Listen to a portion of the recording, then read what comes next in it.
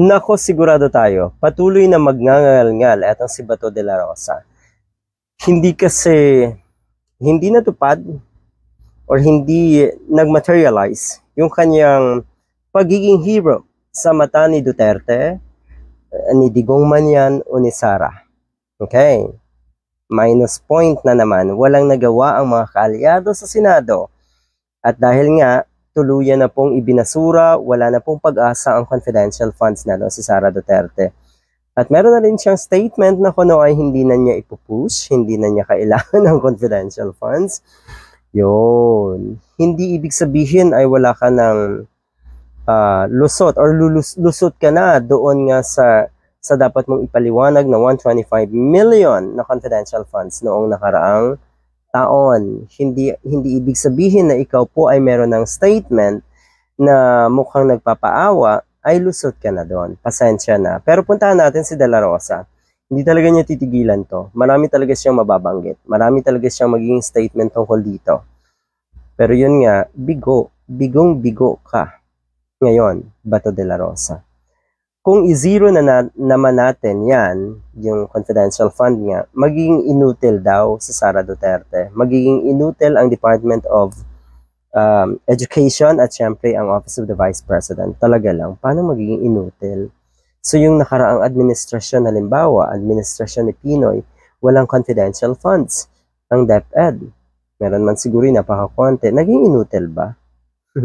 So, yung magiging dahilan kaya yung mga programa ng DepEd at Office of the Vice President ay maisakatuparan at maging successful. Ang pinakadahilan dyan ay yung confidential funds. At kung wala nga yan, ay walang mangyayari. Nako po, ay parang inamin nyo na rin na pera talaga ang kailangan ng mga katulad ni Sara Duterte. Hindi pwedeng kumilos ng walang pera, ng walang pondo. Kawawa ang ating bansa talaga. Alright. Parang inamin nyo na rin na sadyang inutil.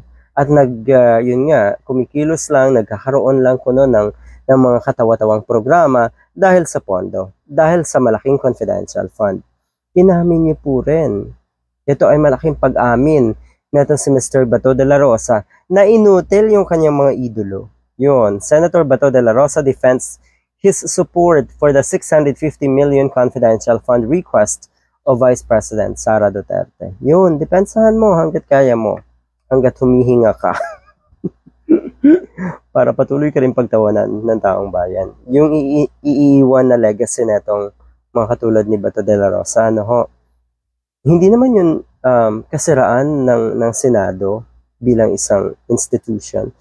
Sariling kasiraan niya yan, yung kanyang mga pinaggagawa. Okay? Napaka or halatado na hindi sa kapakanan ng taong bayan, ng mga kababayan natin ang iniisip natin si Bato de la Rosa, kundi para sa kapakanan ng kanyang mga sinasamba, ng kanyang mga idolo. Nakahiya, yung ganong ginagawa at ugali ng isang ibinoto ng mga kababayan natin.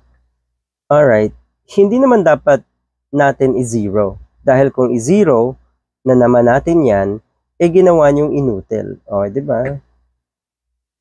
Si Atty. Leni Robredo, zero ang confidential fund.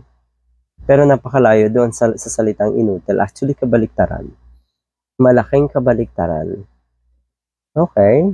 So, yun nga, ulitin ko ito isang pag-amin. O sino makikinabang kung magiging inutil itong mga Office of the Vice President, Office of the President, magiging inutil, sino makikinabang? Yung mga enemies of the state. Okay, totoo. Kayo na mga enemies of the state ang nakikinabang.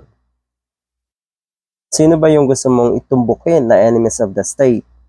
At yan ang ginagamit na itong mga katulad ni Bato de la Rosa, ni Sara Duterte na dahilan para nga kuno ay palakihin yung kanilang confidential funds. Ginagamit yung mga kuno ay kalaban ng gobyerno. Yung mga makakaliwang grupo kuno. Ang kapal ng mukha, no? Kung sana maglatag kayo ng matinong programa, 'di ba? Kahit paano siguro hindi na darating sa punto na questionin talaga yung kanyang or yung inyong mga confidential funds. Pero ang nakikita kasi ng taong bayan ng mga programa nga nito si Sara Duterte, katulad ng madalas kong sabihin, ay mga programa na tipong pang school organization lang. hindi pang Vice President or Office of the Vice President. Masaklap, no?